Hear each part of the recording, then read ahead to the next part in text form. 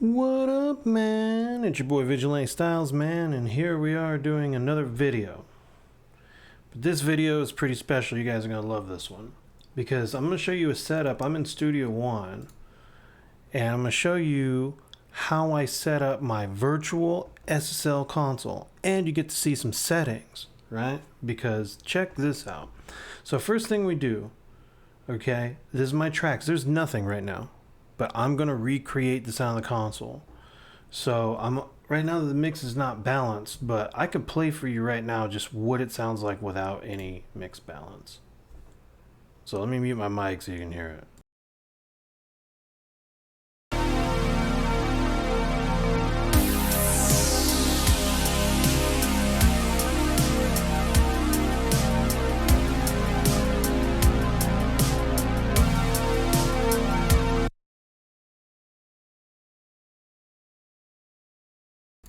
Okay, so you can hear right there how it's just kind of flat, whatever, you know.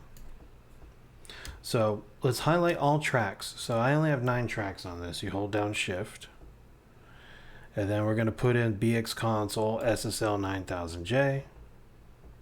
You just drag it in, hit Alt to random your channels. Boom. And that's just to spread your channels over the entire mix.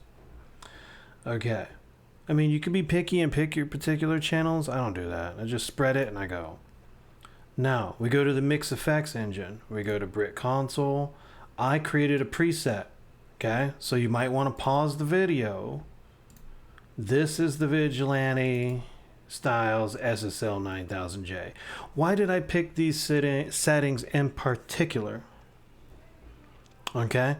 Because I A/B this is supposed to sound like an SSL 9000J is the summing engine basically, and I'm checking it A/B with a song that was actually being mixed through an SSL 9000J, and the audio was pumped directly to the video, so therefore I could hear it on my monitors correctly. So in that case, this is what I did. You can copy my settings. This gives you what I think according to my monitors. I checked it with my headphones too, by the way. So if you want to talk shit about my room, well, I checked it with my headphones also to make sure that when I went back and forth, I couldn't hear a difference of audio passing through the console to here. So I put some drive on it, just past 6. Okay? There's no boost. It's at 0. Noise and noise gate is on. I'm doing about 25% on noise, but it's gated noise. Crosstalk. I'm going between 0 and 25. If there were a dot here, it'd probably be about where 20 would be, or so. On the crosstalk, I checked it back and forth until I felt like the crosstalk that was happening in the real console sounded the same as what I was doing here. Style is super because a 9000 series console is super analog. Modern would be a duality, which would have the ability to choose between second and third order harmonics. Super analog, you don't get that choice. It's a very clean console, so it's debatable if there's even any harmonics, really. Maybe just a tiny bit. That's why there's the drive, but it's more so for each channel to have a little bit of SSL 9000 preamp drive. Just a tiny bit. And then the character, 1 time. So it's the console 1 time, not 2.5 or 10 times. 1 time. It sounded right to me. Then I turned the master up just slightly past 0. And I chose serial number 6500 because each one of these numbers gives a slightly different characteristic to this summing engine, which gives you kind of a different console sound. So in this case, I was emulating the console that can't remember her name, man. It's this female audio engineer who did a video with Waves, something like, I don't want to butcher it. Let me figure out who it is. Google Google is my friend, right? So let me see. I'm gonna say it's Marcella.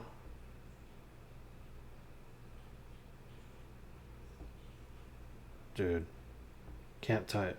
Yeah, Marcella Araisa or something. However you say her name. Marcella Araisa.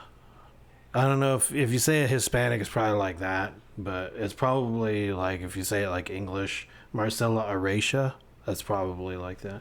Anyway, she's a recording engineer, mixing engineer and stuff. She works on a 9000J in this particular video from Waves. Do I like their plug? Do I like Waves plugins? Hell no. But I watch the video because sometimes you learn stuff from these people, and I go, oh, she's mixing on a 9000J, and I can at least match the character, right, of the sound that's coming through a console. This is how I was getting the character. I had to take into account she's messing with plugins and stuff too, so I'm not trying to get the effect of what the plugins are doing. But the main thing I was paying attention to was these things. Did it sound like there was the kind of drive that was going on those channels? Was there noise? The noise is influencing the sound in a way, so I played around with it till I felt like it sounded like it was doing something to the sound that sounded pretty close to what her console was doing. Crosstalk, obviously, doesn't matter what plugin she's using, there's crosstalk on her console. If it's going through the console, I can hear the crosstalk. And then the character of the console and whatnot, until I felt like it was a very, very, like, pretty much a dead-on match. So that's my settings for this. You can see that. So put them on your Studio One and boom. Brit Console comes with the Retro Mix Classics. So you buy Studio One and then go to the Presonus store, look for the Retro Mix Classics, get Brit Console. That becomes your mix effects summing engine here. And I mean, it's more than just summing. It's basically taking the sound of the entire DAW and it's going to make it sound like it's all going through a 9000J console. Now, I don't use Townhouse Bus Compressor for anymore. And the reason why I don't use that is because I found out it aliases and there's no oversampling. So I could run at a higher sample rate. I don't want to. I'm just going to simply use SSL Native Bus Compressor 2. We're going to put that in where here it says insert. That's going to be the bus compressor. Set it to 4 times oversampling. Attack all the way at 30. Release. Basically slowest attack, fastest release. And we'll just leave it there. If I feel like I'm getting too much action on the bus compressor at the end of the mix, I'll back off to 1.5 ratio. But otherwise, I'll leave it at 2. So there you go. There's your console all set up. Now you can do things on top of it to add things. If you add things, though, add it before the console because you want, basically it's the sound of whatever you're doing in the computer is going into your console before it goes back to quote-unquote Pro Tools, but in this case, Studio One. So that's what we're emulating here. Now, if I just play this now, just with this sitting in here, it's going to sound a little different. Let you hear it.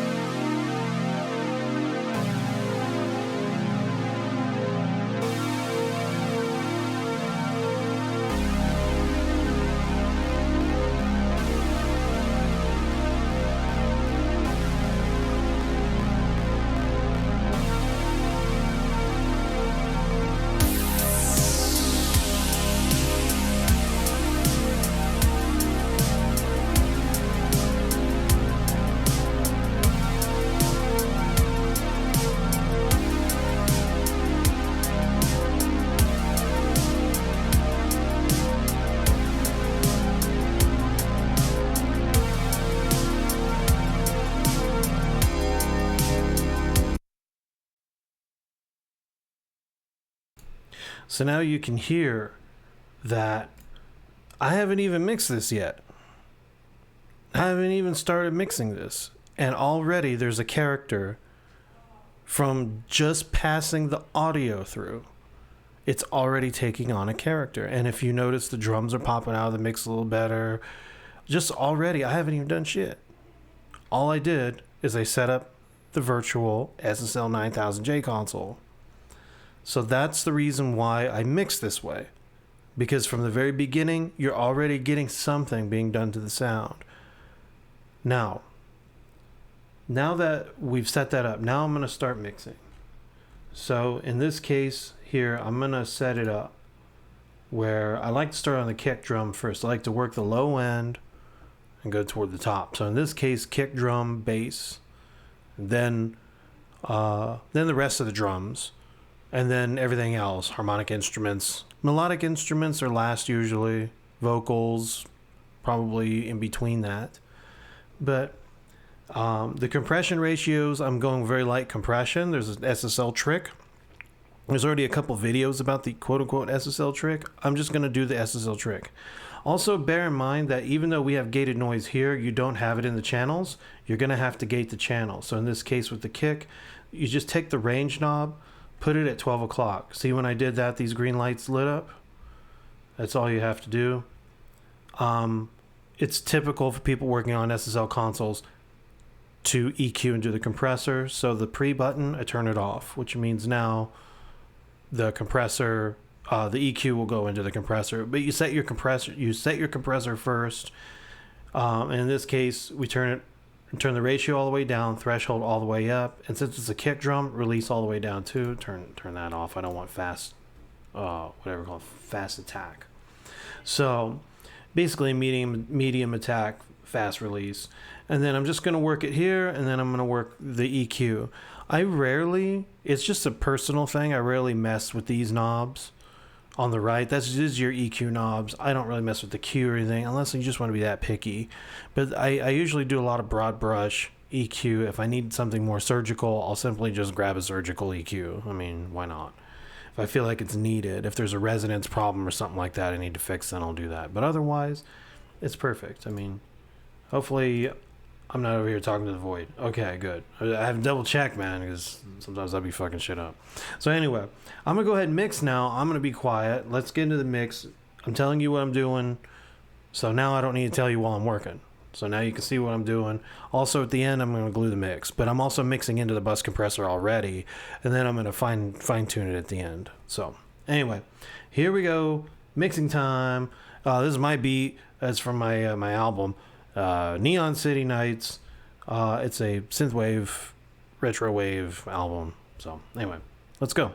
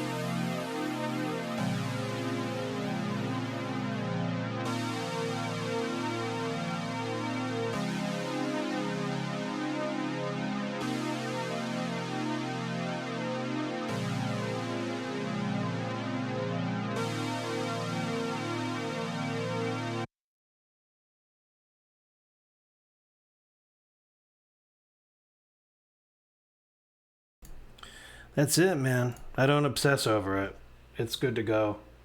So now you get to hear how I'm, I mean, if you guys watch my other videos, you obviously see how I mix, but in this case, you get to see it from the very beginning, how I set up the console, so I don't have to memorize a template or anything, I already know what I'm doing. As soon as I open this up, I go into song, import file, throw my tracks in, highlight my channels, throw the 9000J across the whole thing, boom, random the channels, Brit Console with my preset, boom, SSL bus compressor, SSL native bus compressor, and turn on to 4 times oversampling, and then of course set up they call it the cross eyes. That's what this is. When you're doing it this way, attack, looking to the right, release all the way to the left.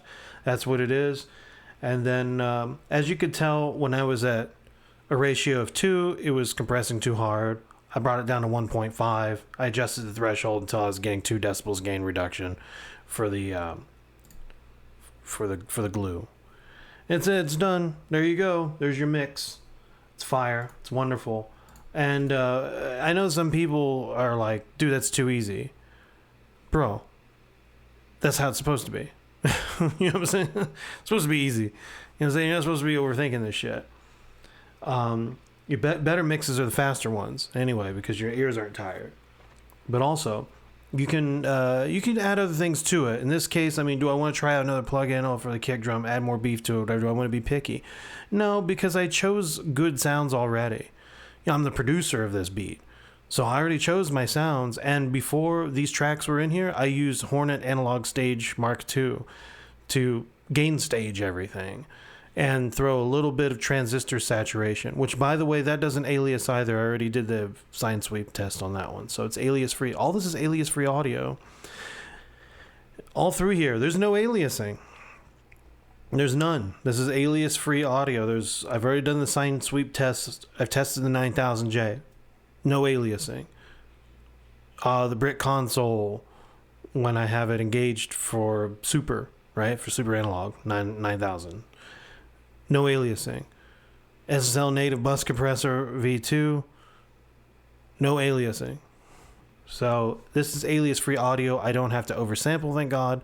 You know what I'm saying? And on top of it all, also same thing with the Hornet Analog Stage Mark II, alias free audio. So I'm happy. I think this has good character, has a good vibe, sounds nice, sounds professional, I think. And then mastering, I'm just going to do a digital master with Ozone and call it a day. So there you go. Anyway, if you like my videos, like, subscribe, hit the notification bell. Check out my other videos. I got plenty of other videos I'm mixing. I talk about my philosophy, all the different plugins that I use and stuff like that. Why am I not using the 4000E and G series from Brainworx? I'll tell you now, aliasing artifacts, that's why. And I don't want to run a session at high sample rates and they don't give you oversampling. Maybe in the future versions of the plugin they'll give you oversampling, but for now they don't give you oversampling. So therefore, 9000J it is alias free audio. That's just the way it is. I've